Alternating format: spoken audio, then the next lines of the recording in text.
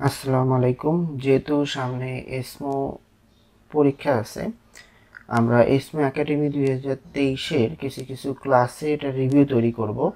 সেই রিভিউ অনুযায়ী আমরা এখন পড়া শুরু করব। প্রথমে আমরা এসমো যদি কোলনে চলে যাই, যে এসমো কোলনে তারা যে লেকচারটা দিয়েছে সেখান থেকে ইম্পর্টেন্ট লাইনগুলো, যেখান থেকে আসলে কাটায় কাটায় লেকচার আসবে না বা প্রশ্ন আসবে না, কিন্তু ওখান থেকে একটা সংশ্লেষণমূলক প্রশ্ন অবশ্যই আসবে।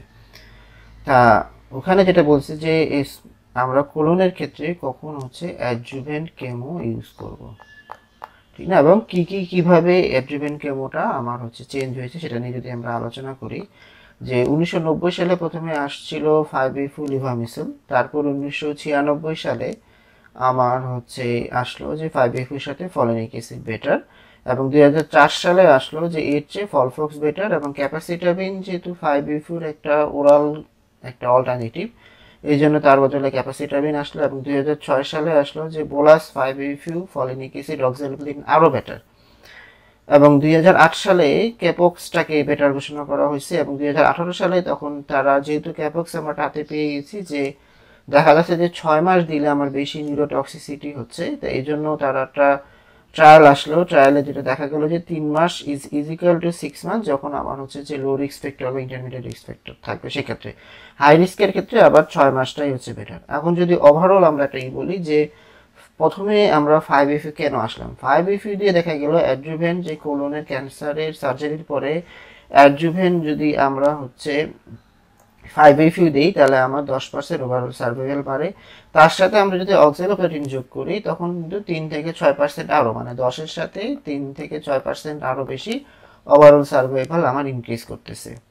কিন্তু এটাকে যদিও আমার যে এসমোর যে একটা MCBS ক্রাইটেরিয়া আছে সেই অনুযায়ী এটা গ্রুপ বিতে পড়তেছে, কারণ যেটা যে HR যেটা যে রিস্ক ফ্যাক্টর যেটা, সেটা যে আমার 0.80, আমার যে গ্রুপ এতে আসলে তার চেয়ে আরও কম হতে হয় স্টেজ।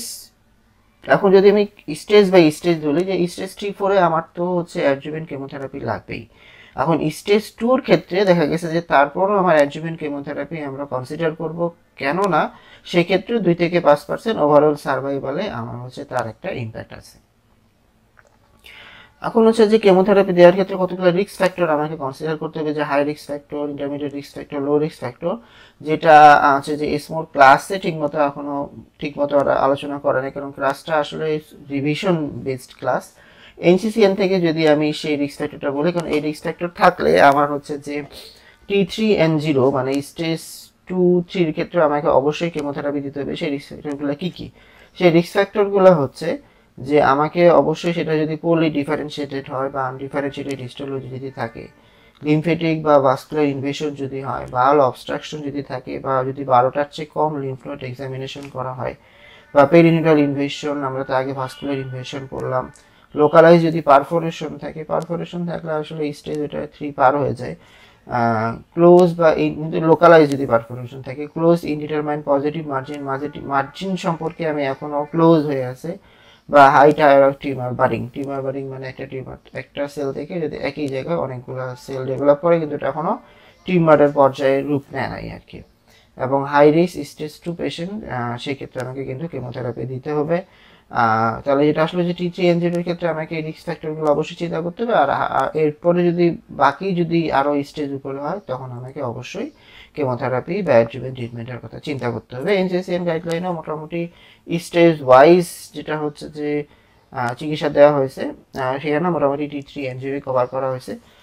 ওরা অবশ্য প্রথমে MSI অনুযায়ী হাই MSI লো অনুযায়ী ভাগ করছে, কিন্তু এসমো সেটা এখনো ভাগ করে নাই। এসমোর গাইডলাইনটা আসলে 2020 সালের গাইডলাইন, ওরা এখনো আপডেটেড যে গাইডলাইনটা সেটা এখনো ফলো করে আসে নাই। এবং সেই ক্ষেত্রে ওরা এসমোর যেটা লাস্টে বলছে যে 2টা টিউমার বায়োলজির ক্ষেত্রে আমাকে অবশ্যই ট্রিটমেন্ট একটা ইম্প্যাক্ট ফেলবে, সেটা MSI, যে মাইক্রোস্যাটেলাইট ইনস্টেবিলিটি, আর একটা আমার সার্কুলেটিং টিউমার ডিএনএটা দেখতে হবে। এখন স্টেজ 2 MSI যার ক্ষেত্রে হাই থাকবে, MSI হাই আমরা জানি যে রাইট সাইডেড কোলনে MSI হাই থাকে, লেফটে MSI লো থাকে।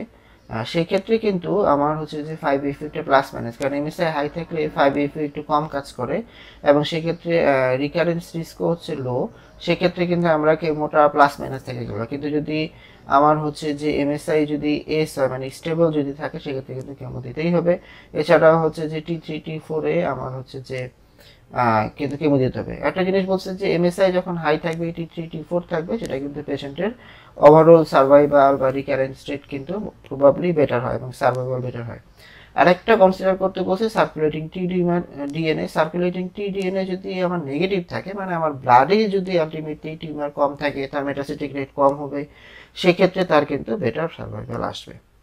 এখন লাস্টে যেটা নিয়ে আলোচনা করা হয়েছে যে টিউমার সার্ভাইভাল, যদিও ক্লাসে অনেকগুলো ট্রায়াল নিয়ে কথা বলা হয়েছে, আমরা মেইন যে পরে বলে দিচ্ছি যে স্টেজ 3 ক্ষেত্রে যেটা বলছে যে 3 মাস নতুবা 6 মাস, 3 মাস বা 6 মাস মোটামুটি সমান সমান। 6 মাসের ক্ষেত্রে বললাম যে নিউরোটক্সিসিটি বেশি হয়, সেই জন্য হচ্ছে যে এক্ষেত্রে বলছে যে আমরা 3 মাস কেমোথেরাপি, 3 মাস হচ্ছে যে কেমোথেরাপি দিয়েও কিন্তু কভার করতে পারবো যদি সেটা স্টেজ 3 হয়। স্টেজ 4 এর ক্ষেত্রে তো সেটা আমাকে বেশি দিতেই হবে। এখন লাস্টে কিছু ইম্পর্টেন্ট ট্রায়াল, সেই ট্রায়ালগুলো নিয়ে আমরা পরে আরও বিস্তারিত আলোচনা করব।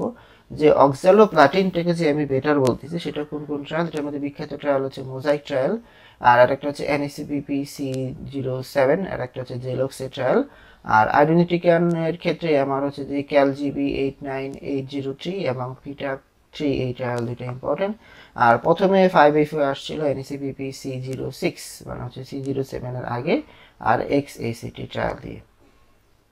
তাহলে লাস্টে যদি বলতে পারি যে আমরা যদি এসমোর যে গাইডলাইনটা আমরা পরে আরেকটা আলোচনা করব, কিন্তু যদি ওভারঅল একটা জিনিস চলে আসে যে স্টেজ 3 ক্ষেত্রে কিন্তু আমার যখন যদি লো রিস্ক থাকে, লো রিস্ক মানে T1 to T3 MSI high বা স্টেবল, সেক্ষেত্রে আমরা ক্যাপক্স 3 মাস বা ফলফক্স 6 মাস ইউজ করতে পারি। আর যদি হচ্ছে যে হাই রিস্ক থাকে সেক্ষেত্রে কিন্তু আমাকে ফলফক্স বা ক্যাপক্স 6 মাস ইউজ করতে হবে, মানে T4N2 এমএসআই হাই সেক্ষেত্রে T4।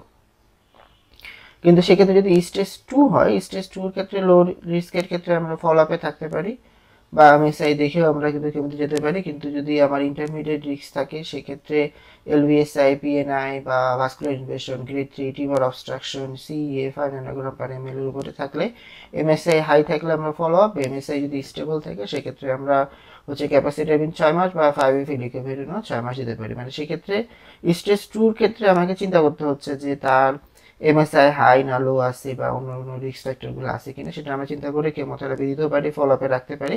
কিন্তু স্টেজ 3 এর ক্ষেত্রে আমাকে অবশ্যই কেমোথেরাপি দিতে হবে। আর স্টেজ 2 এর ক্ষেত্রে যদি সেটা আমার হাই রিস্ক হয়ে থাকে, যে মাল্টিপল যে রিস্ক ফ্যাক্টরগুলো আমরা পড়লাম, পিএনআই, এলভিআই বা এলভিএসআই বা হচ্ছে গ্রেড 3, সেক্ষেত্রে কিন্তু বা যদি আমার হচ্ছে যে 12টা লিম্ফ নোড যদি পজিটিভ থাকে বা 12টা লিম্ফ নোড যদি ঠিকমতো এক্সামিনেশন না করা হয়, সেক্ষেত্রে কিন্তু আমাকে ফলফক্স, ক্যাপক্স বা হচ্ছে যে ক্যাপক্স 6 মাস বা 3 মাস এগুলো দিতে হবে।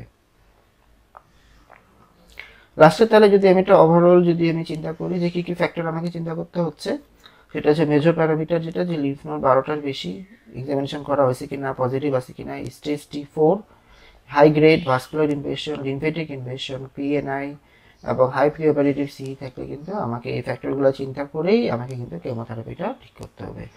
আমরা পরের ক্লাসে হচ্ছে যে কোলনের যে এসমো যে গাইডলাইন আছে সেটা নিয়ে আলোচনা করব।